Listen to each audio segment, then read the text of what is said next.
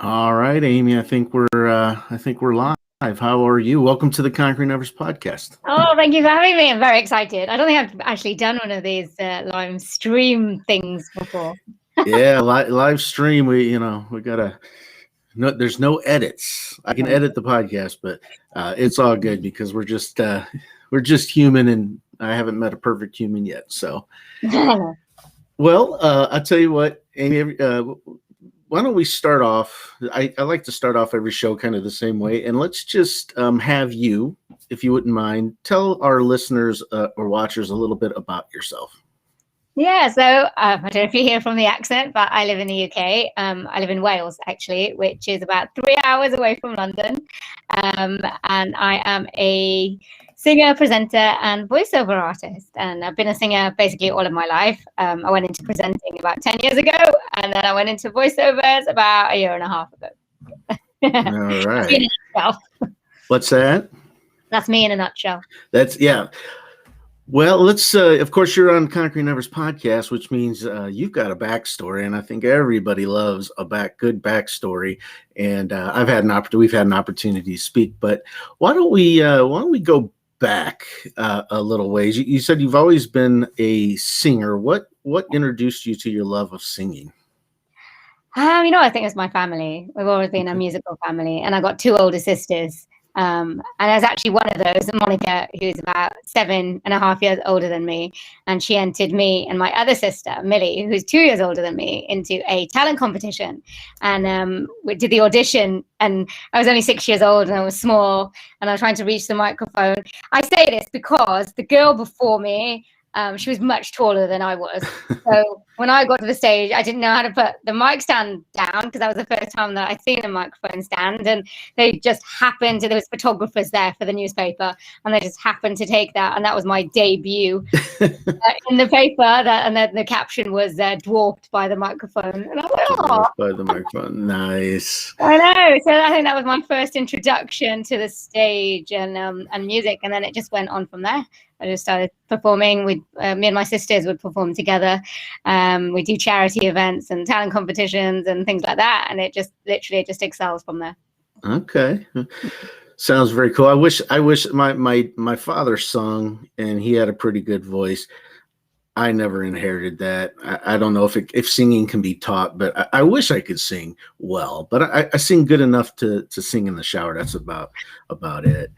I actually think singing can be taught. I'm a firm believer. Yeah. Okay. Absolutely. Well, maybe one of these days.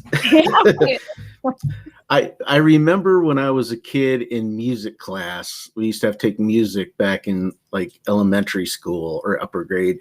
And I remember my teacher always saying, sing from your diaphragm. And I had no idea. I'm like, what's a diaphragm? I don't know. I still don't know how to sing from my diaphragm, I don't think. But well, Amy, you're a singer, you're a voiceover artist or actor. You've got a lot of good things going for you now, but it wasn't always the case for you. It hasn't always been kittens and rainbows, as I like to say. Let's talk a little bit about what you dealt with growing up and maybe even into adulthood. Yeah. So, well, just after I was born, about a year after, I had cataracts in both my eyes. So they had to be removed. But because I was so young, they weren't used to that. And the doctors feared that I'd go blind. So I had an operation, but they did manage to save like a small percentage of my eyesight. But since then, I've always had to wear like really, really thick glasses. So I used to walk around like when I was 4 or 5, and because it used to fall off. So I used to have one of these thick glasses tied with string. I got some photos. I looked back. I was very cute. Don't get me wrong, but cool. And then it's funny because one of my first memories is like wearing mittens on my hands because apparently, because obviously I didn't know back then, but I used to burn myself quite a lot. And I was diagnosed when I was 4 with a condition called sensory neuropathy type 2, which means that I can't feel hot or cold. Hence why burning, and I can't feel superficial pain. So I used to like step on plugs, and used to go back to my big toe, and I didn't even know until it got infected. That actually took a year to heal, and kind of like a diabetic, it doesn't heal very quickly. So that was that. That's why I used to have the mittens in my hands, because I used to scratch my face without realizing it, and burnt myself. And then also to do with that condition also meant that I kind of had something called Charcot joints, which is similar to osteoarthritis. And again, because the doctors didn't know how to deal with it, this is back in the 80s, they said that I should stop doing any movement. And I was actually active when I was younger. I used to do a lot, but because I stopped, like in my teenage years, I got really, really bad, and I almost ended up in a wheelchair. It was quite bad. I couldn't walk at all. Standing up was literally like really, really difficult. One end to the room to the other took far too long than it should have, and it was very painful. So I used to avoid walking as much as possible and going out, although my family wouldn't let me, because obviously they make me go shopping and things like that, and I just hate it, absolutely hate it. I know, not a normal teenager at all. And because of that, also it affected my spine, so I stopped growing at the age of about 11, and I was always short anyway. So all of that mixed in together was quite difficult, especially on my confidence. Yeah. It was really tough, and especially being a singer, that affected my performance on a major level, unfortunately. Yeah.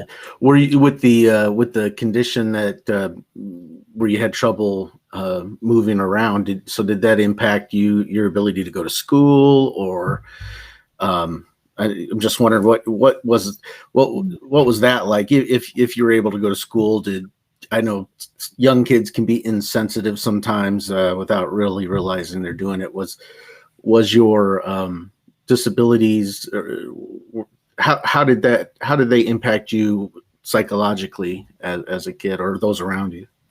I think it was I think I did get bullied when I was in primary school, but I don't remember. And it was my mum told me a couple of weeks ago. She was saying it, and it wasn't because I was short. It was because I was Indian. And again, because I moved to Wales, I mean, I've got an Indian family, and I was born in Wales, but my family wasn't. So I don't remember that kind of a thing, but I think it was. I do remember them calling me dark. I think it affected my sisters more, I guess. I didn't really realize it at the time. So bullying, I don't know. If it was for that disabilities, I don't remember. It probably was. But I think I had all these things going on in my head anyway because of the confidence issues. So I was very quiet. I was very introverted. I never used to talk to people that I didn't know. And because I went to a private school, because my parents thought it would be better for me because I had more attention than what I needed than a state school, because we had smaller classes as well. So on that level, it was difficult, but the school was small, so walking around wasn't that big a deal because it was quite small. It was doable.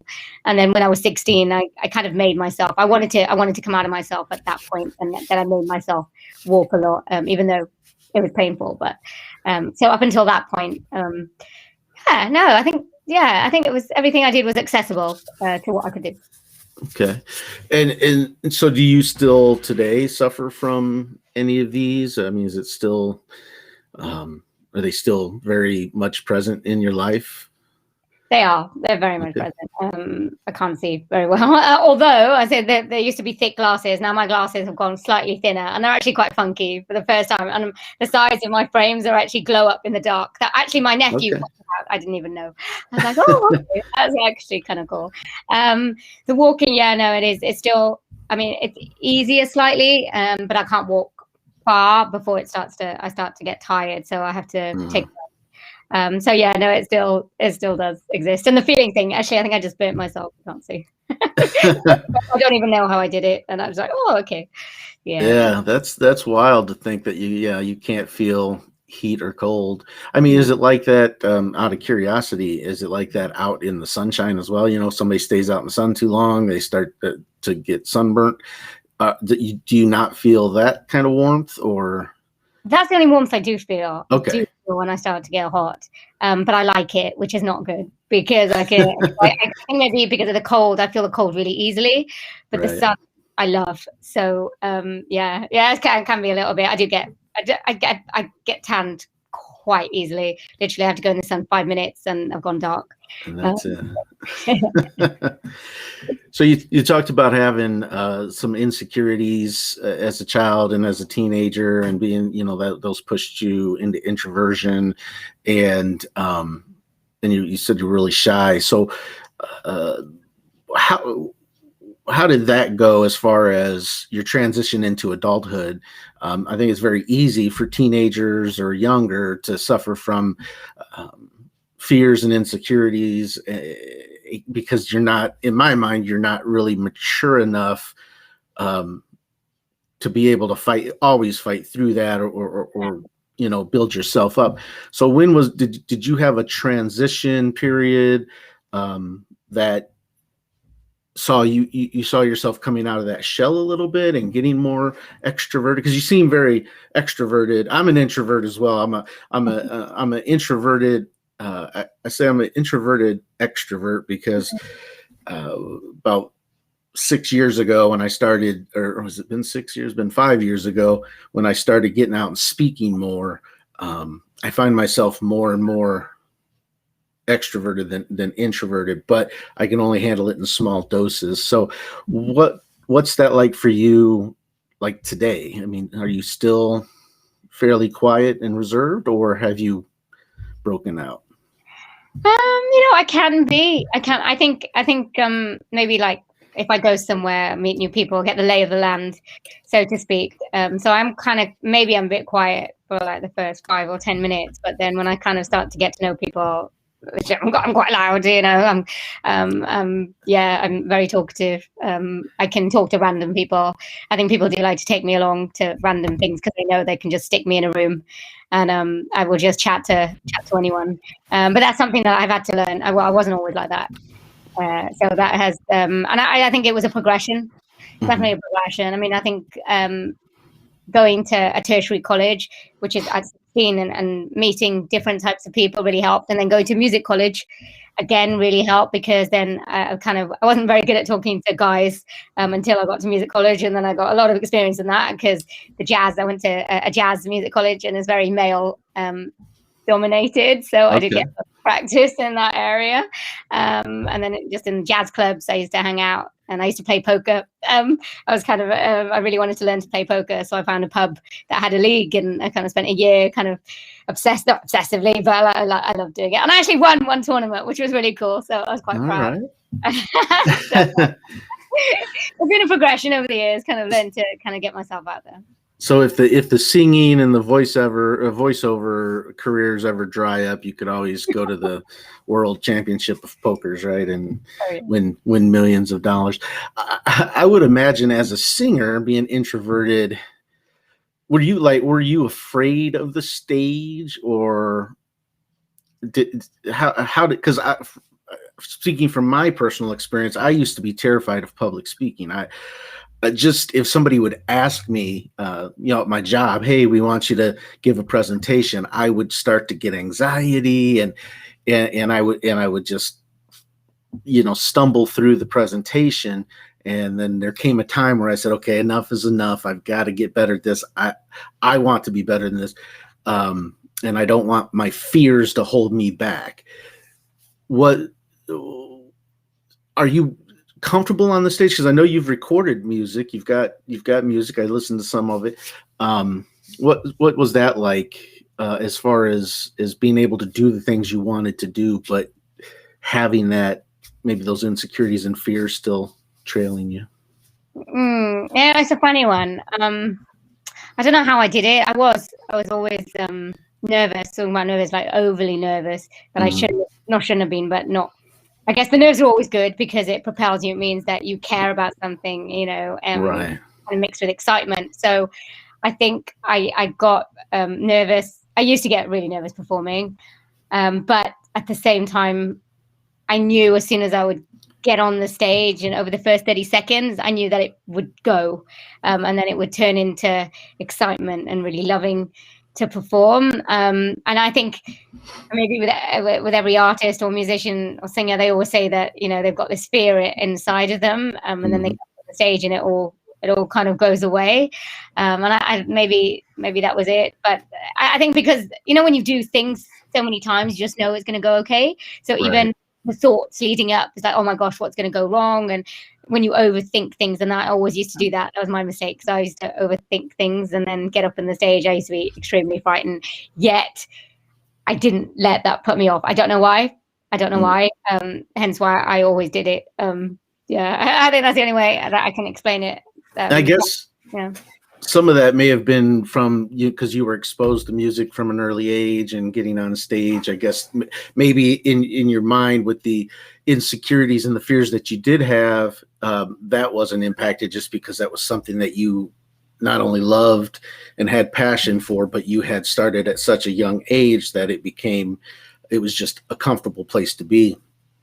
I know I when I speak or I do anything in front of an audience, there's always the butterflies. And I think that you've got to have those because, like you said, that's letting you know, hey, I want to do a good job. Yeah. And then after about 30 seconds, like you said, you just kind of get into your rhythm and you do what you got to do. When did you get into voiceover acting? Well, so when I was doing my own music and I put an album out there, I got a lot. I played a lot on radio stations in the UK and around the world, and I did a lot of radio interviews. And while I was doing that, they would always ask me to record links. So I was like, okay. And everyone used to, I know people say, everyone used to say that I had a nice voice, but I kind of never took it seriously until I got a little bit, not tired, but I kind of maybe disheartened with the whole music scene. It just felt so hard, and I just didn't want things to be hard anymore. So I kind of took a step to the side and kind of thinking, oh, well, maybe there's something else that I could do as well. And it was my sister actually that said, why don't you do voiceovers? Because she was talking to a friend of hers that hired voiceover artists, and she got, Amy, you can do it from home and you can make this amount of money. And I was like, ooh, okay, that sounds good. Maybe I should look into that. So I kind of bought the equipment and made a voice reel, and I started putting it out there. And it was difficult because there's a lot of people who think that they can just do it like me. Yeah. So, and these big agencies didn't really want to take you on unless you had 1 year's paid experience. So I joined a paid to audition agency, which I know a lot of them has mixed reviews on. But I did join one in Canada, and actually it's been rather good. I've been with them just over a year now. And the reason I say that is because I had no experience with voiceovers. So doing those auditions, literally I've done thousands and thousands of auditions over the year, and it's just changed me completely because I have so much experience, and I've had a lot of jobs through that as well. So that's actually been kind of cool. Yeah. So how does that work? You said it's paid audition, so you have to pay a certain amount to have the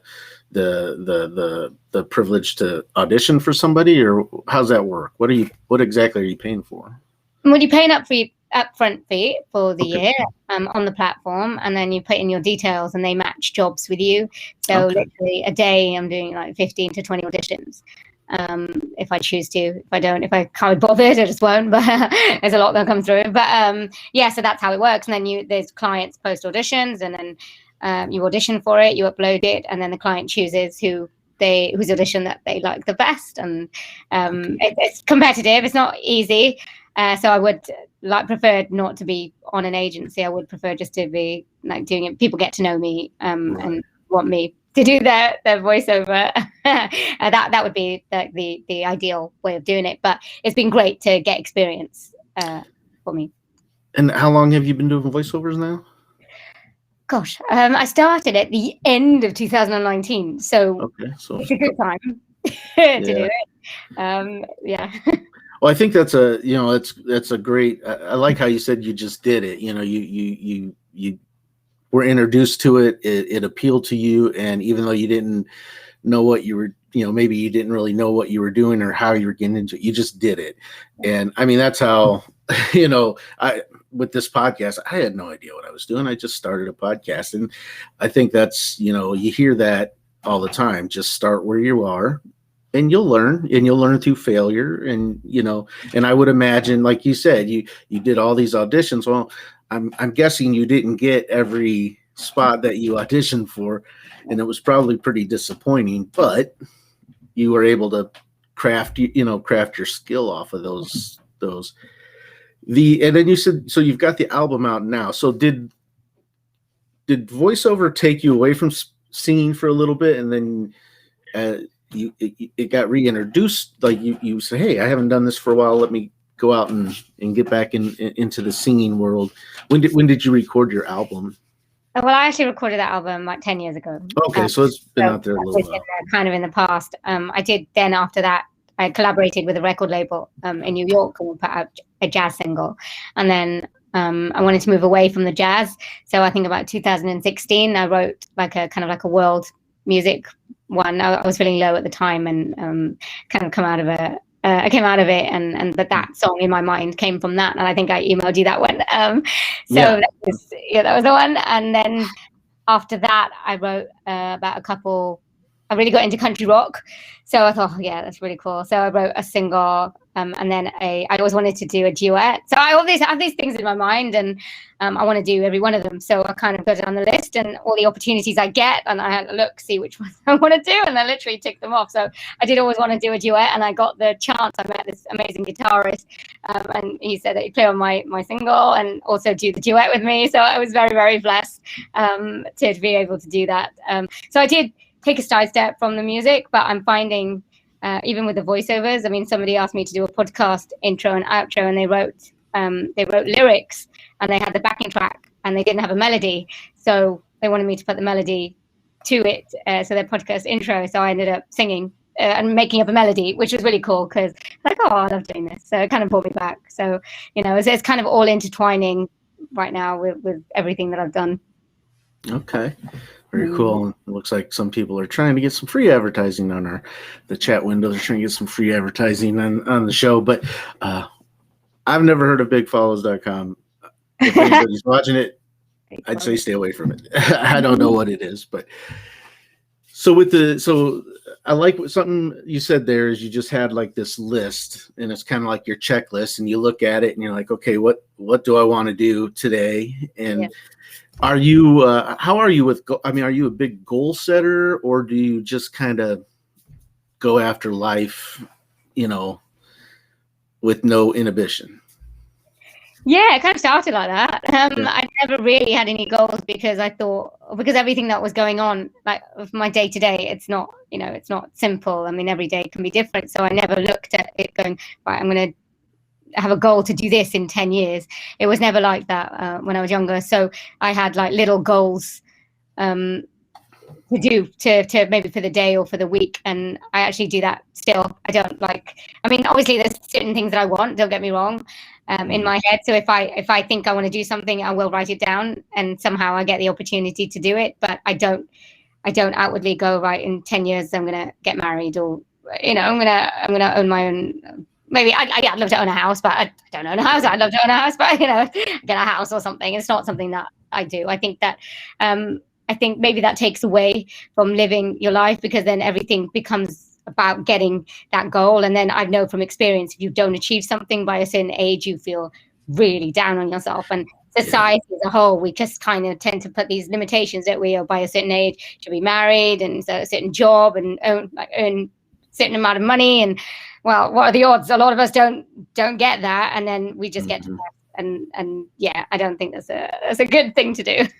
Yeah, and and I've heard that. I can totally relate to that approach. I know some people are very strict about, hey, you need to set your goals and make them smart and obtainable and all that good stuff. And I've tried to do that. I've tried to set goals, but I write all my stuff down. So you can see this little whiteboard back here is kind of things I want to achieve or things I want to do, but I just throw them out there, kind of a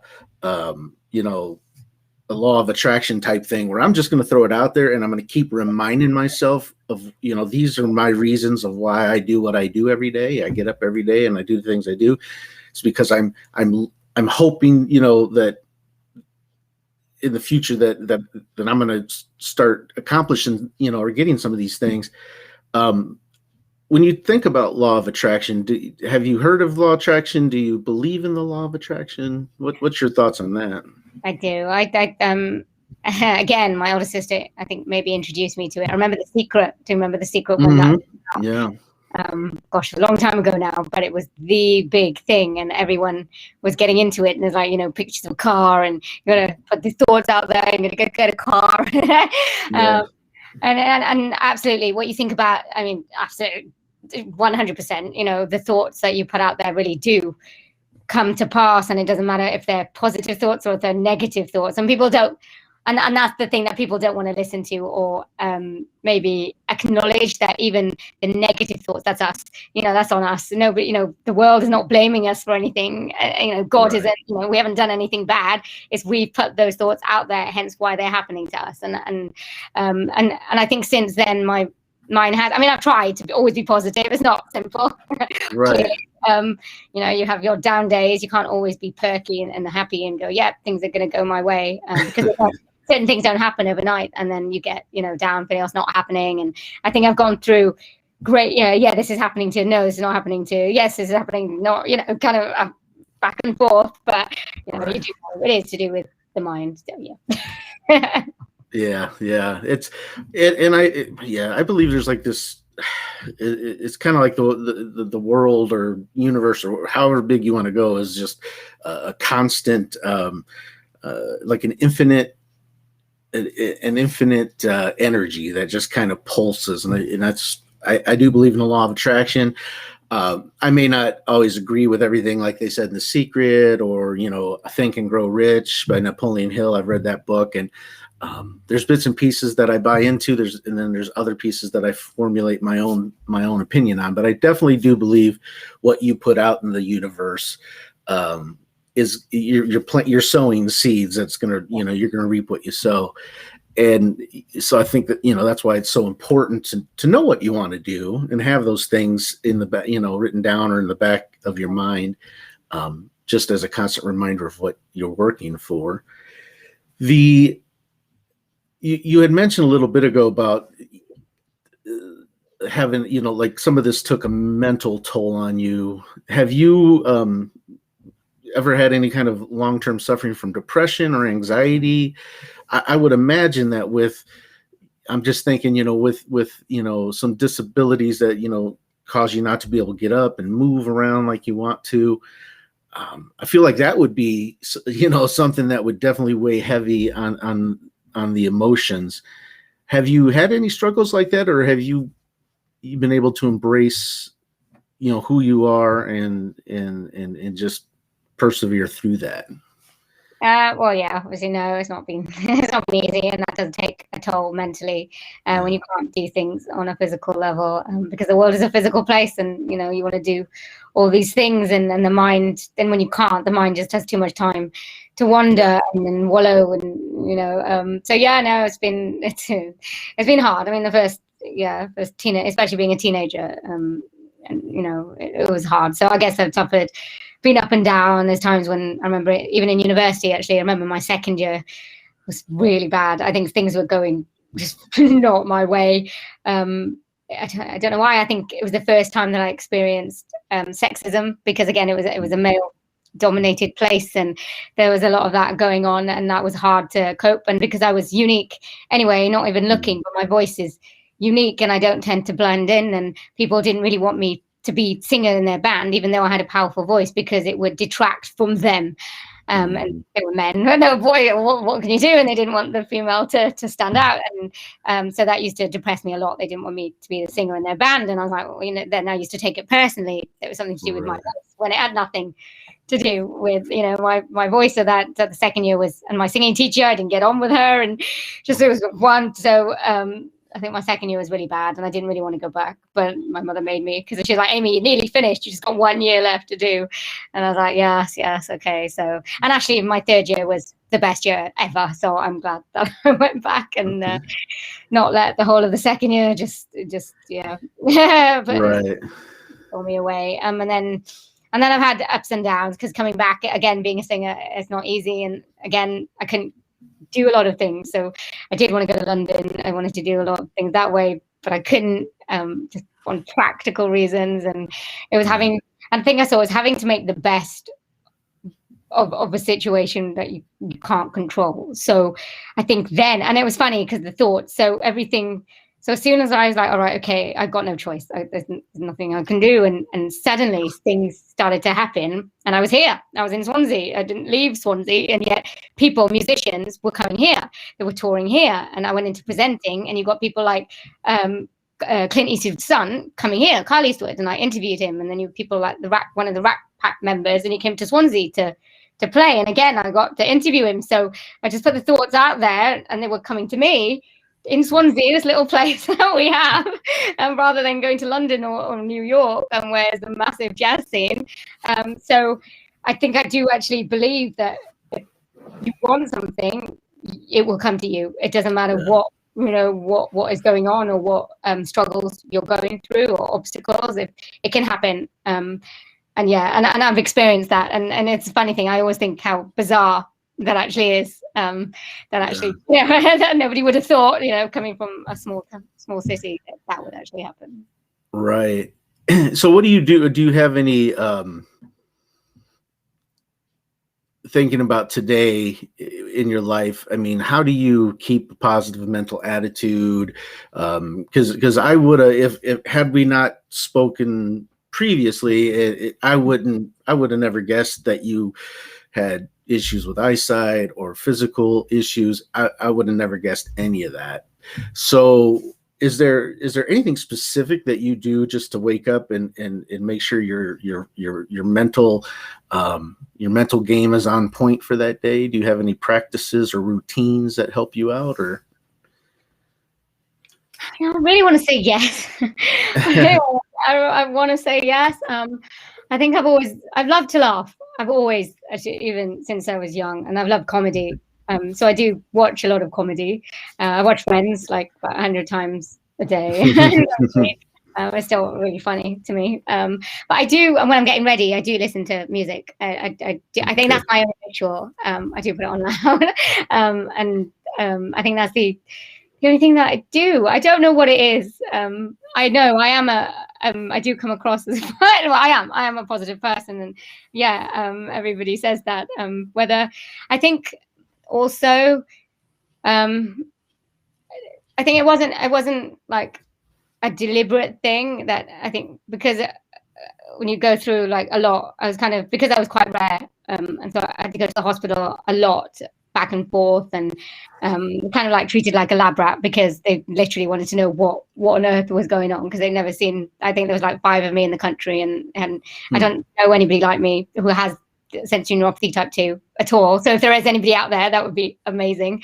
Yeah.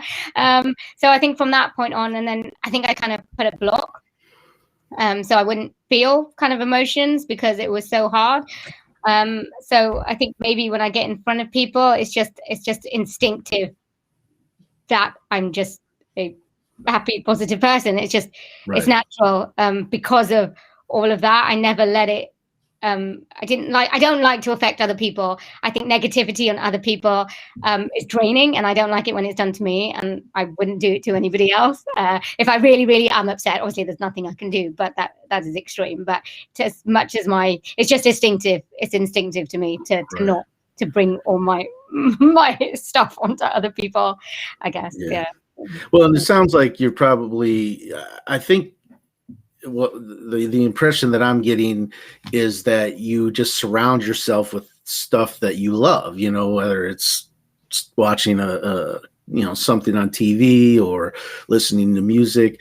If it brings you joy and peace and happiness, then, obviously if that's what you're consuming all day, your mind is going to naturally, is going to reflect that, as opposed to somebody that wakes up and focuses on, because I think it would be very easy for you to wake up and think about any limitations or that you have, or any, failures that you've had in the past. You could wake up and you could focus on those items, but then, like you said, you're going to carry that into the world where you're just, it's kind of a woe is me, as opposed to, hey, whatever, I'm going to play the cards I'm dealt, but I'm going to do it with the instinct that I'm going to win. So that's kind of the impression I get from you, is that it's just instinctual for you to surround yourself with a good positive vibration, I think it is. I mean, I do have these moments in the morning when I'm lying in bed. I'm like, oh my God,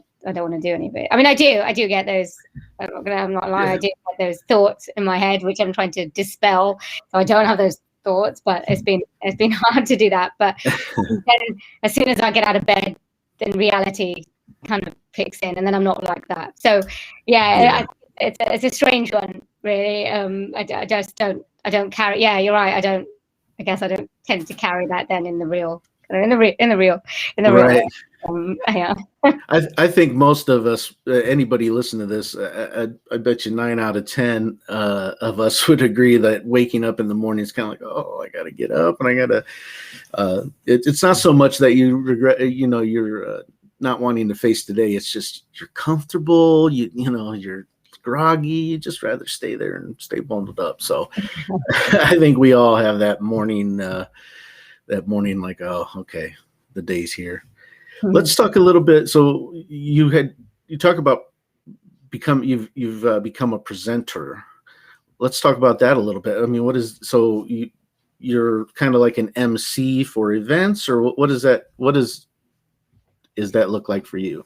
Well, actually, I wanted to get into that, but I think I started because I wanted to get over my fear of speaking to random people. I was never good at that. I hate calling random people that I don't know. That's really, really difficult for me. And I thought, okay, how am I going to do this? So I kind of, if I know I've got something, a fear of something was going to hold me back, I kind of take steps to kind of change it. So I thought, okay, I knew a lot of musicians from Ronnie Scott's in London, all around America. They used to come here. So I was like, I have access. Why don't I just set up a YouTube channel? So I just started interviewing musicians, and some actually good ones, actually. And then people heard of me when I was doing it, and they're like, oh, do you want to interview me? I'm like, yeah, okay. And it was actually it's kind of interesting for me because I think talking to a lot of musicians, especially jazz musicians, they do have a tendency to kind of talk about themselves a lot. And I was like, I used to get really like, oh my God, this is really boring. No offense to anyone, but it was kind of like the same thing that they went through. And then it was good for me in the way that I got to actually pay attention and listen to each one. And I actually realized, no, they're not the same. And actually they have different things going on in their lives, and their journey has been quite different. And I do love talking to random people because then you learn. There's so much, as you said, you don't know from first sight what somebody is going through. And it's only then getting to know them on a slightly deeper level to get to understand. And it kind of puts a perspective on what you're going through. And I think, and listening to people, and I think that's a good quality to have to hone in my listening skills. I'm glad I did that because now I'm quite good at listening, which is aiding me in my voiceover work. So step by step. So that is how the presenting thing came about. I did audio first of all, and then I bought myself a little video camera and started doing videos and then putting them out there, doing interviews. So, and then people just wanted me to present on radio, like local radio shows. So I did that as well. So it's kind of just getting experience from that. And apparently I've got, my voice goes up and down a lot. So I'm quite We're like, no, maybe you have to do this. So they're all right, okay. and that's still a very active part of what you do today with the YouTube and different things like that. Yeah, it is. I mean, I kind of haven't spent so much time on it, but I think I have got more confidence to do it now. Again, my confidence wasn't that great doing it, so I used to do it. And I was like, oh, I didn't really want to do it leading up. I was like, oh my gosh, why am I doing this? But then as I was doing it, it'd be great because, I know it always goes well. I know that. And yet, like in my mind, it was, all the things that could go wrong. But so I think I'm a bit more confident now, which would be great. All right. Yeah. Let's talk a little bit about your website. So Amy Sinha, did I pronounce the last name right? Hey, brother. .com. And I've been out here. I've looked at it.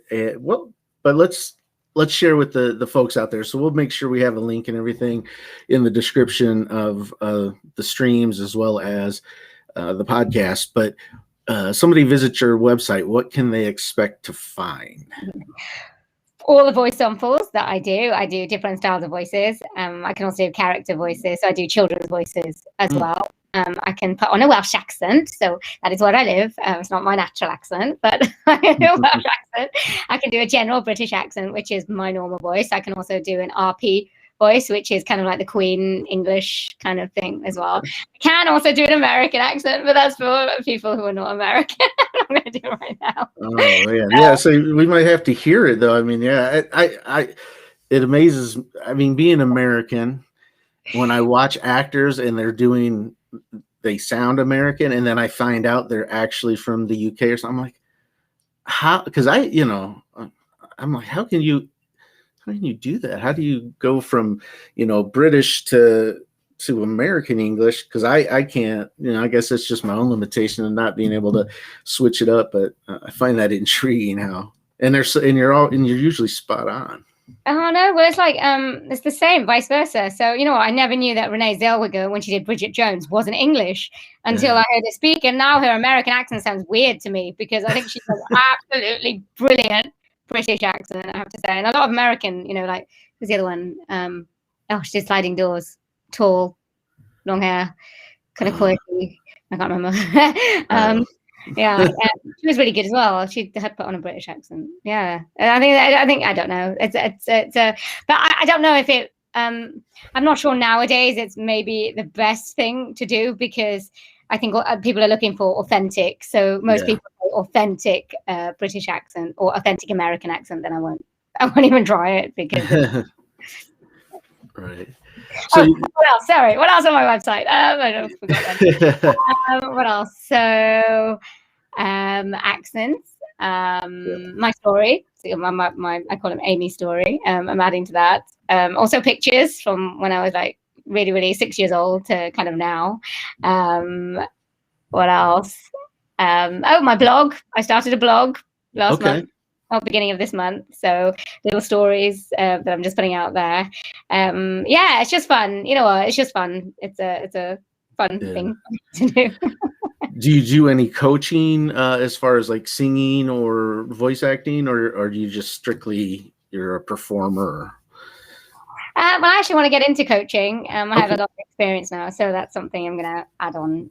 But people have been coming to me just to ask for tips, and if anybody wants tips, just let me know, and we'll book a quick call. I can give you a few tips. Even like you were talking about using your diaphragm, and that's an important part of speaking and singing, and just using the voice in general. And it's using it correctly. You'd be surprised that a number of people don't know how to breathe properly or breathe in the correct way, and that kind of limits the oxygen that they get.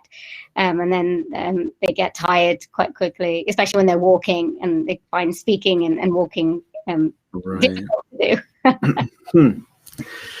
Well, as we approach our time here for the show, I think I warned you that there's only 2 questions that I script, and that's the first one. I'll ask you to introduce yourself, and then the last one, which is, do you have any words of wisdom that you would like to leave our audience with here today? Oh, well, also on my website at the end, I do have my motto, but I can't actually remember my motto, but it's kind of something along the lines, because I always do believe it and I live by it, is that the impossible is always possible. You just need to have determination and patience and resilience. I know I added that word in, but literally anything is possible if you believe, and literally, and it's about taking the small steps to reach your goal. So absolutely have a goal, but do it in chunks that are realistic, and they're not going to leave you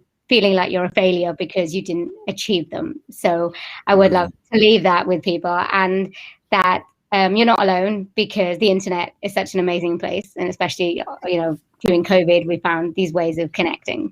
So I think if anybody is feeling alone or down, that you just reach out to you or to anybody. And as I said, like when you're on your own and you think so much or think too much, your thoughts can really get into your head, and that can cause depression. And it's just getting out there and just saying what's really bothering you. That can help. That can really help. Well, Amy, you're definitely an inspiration to me. I think you'll be an inspiration to others, because when I think about where the issues that you had to deal with as a child, as a teenager, and even still as an adult, it doesn't seem any of that's holding you back whatsoever. And so when I get an opportunity to meet somebody and they're like, well, they're very down, and it's not even a physical ailment. It could be, maybe it's an emotional ailment. And I always tell them, you you've got to get up and you've just got to start taking the step and just keep moving forward. Don't worry about the past. I think you're a good example of that, because I would say there's probably a lot of people, if they were challenged with the same things you were challenged, they probably would have never really pursued their dreams. They may, just be getting by in life. And you're an example of somebody that you didn't let circumstances stop you. And so I applaud you for that. And I appreciate that, because it is an inspiration. And I think a lot of people take inspiration from it. So. Oh, thank you so much. Yeah. Nice to hear. When you live it, you don't really usually see it that way. Yeah.